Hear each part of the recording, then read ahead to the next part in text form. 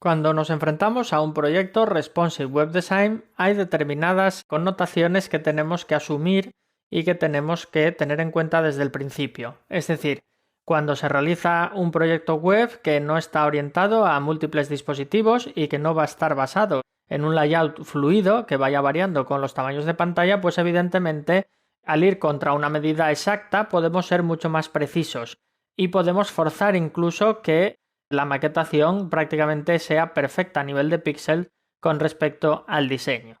Esto, que en principio puede parecer una buena intención cuando se trabaja para un proyecto Responsive Web Design, hay que mirarlo con perspectiva. ¿Y por qué digo esto? Pues bueno, lo digo porque, por ejemplo, en el diseño que estamos nosotros visualizando y que representa uno de los estados o uno de los contextos de tamaño en los que va a desarrollarse la web mediante Bootstrap, solo representa una situación. Y además representa una situación que se da en unas medidas muy concretas y que luego va variando con el tamaño. De hecho, estas medidas que están para 1024, pues son unas medidas que están bien como punto de partida, pero que evidentemente, como decimos, al ir cambiando el tamaño del dispositivo en el que se visualiza la web van a cambiar y por lo tanto no podemos esperar que podamos ajustar al píxel esto. Es decir, cuando hacemos un proyecto Responsive Web Design hay que ser más flexibles en entender cómo va a fluir el contenido del documento y que, aunque lo ajustemos al píxel en un caso muy particular,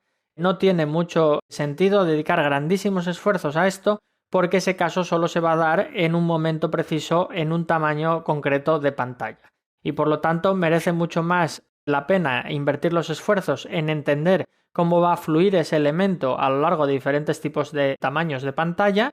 que en ajustarlo al milímetro. Un ejemplo de esto pues podría ser, por ejemplo, en el pie de página de nuestro proyecto, pues si nos fijamos tenemos una serie de elementos. Concretamente se pueden identificar más o menos dos bloques de columna, esta columna izquierda y esta columna derecha, más o menos de mitad y mitad de ancho, pero por ejemplo este formulario, que son dos cajas, que hay una distancia entre ellas,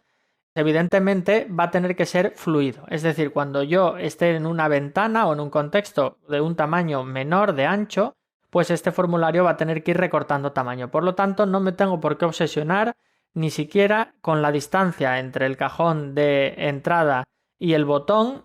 y con la medida exacta al píxel del campo de formulario, porque ese tamaño va a variar en todos los contextos que se vaya a encontrar de dispositivos y por lo tanto, aunque yo me preocupe y gaste mucho esfuerzo en conseguir una medida exacta para este caso concreto, pues va a ser un caso entre muchos y por lo tanto merece más la pena gastar ese esfuerzo en que responda correctamente tanto el formulario como el botón a cambios de tamaño, de ancho disponible, de manera que fluya correctamente cuando los espacios así lo requieran y que, por ejemplo, en un contexto muy pequeño, en vez de estar en la misma línea, pues el botón salte a una línea inferior, por poner un ejemplo. Es decir, básicamente lo que pretendo transmitir es que cuando nos enfrentamos a una web responsive, sí que es importante, evidentemente, siempre seguir las pautas marcadas en el diseño y acercarnos lo más posible, pero esa obsesión que podemos tener en proyectos web que no son responsive, en que el diseño quede perfectamente reflejado al píxel en la maquetación,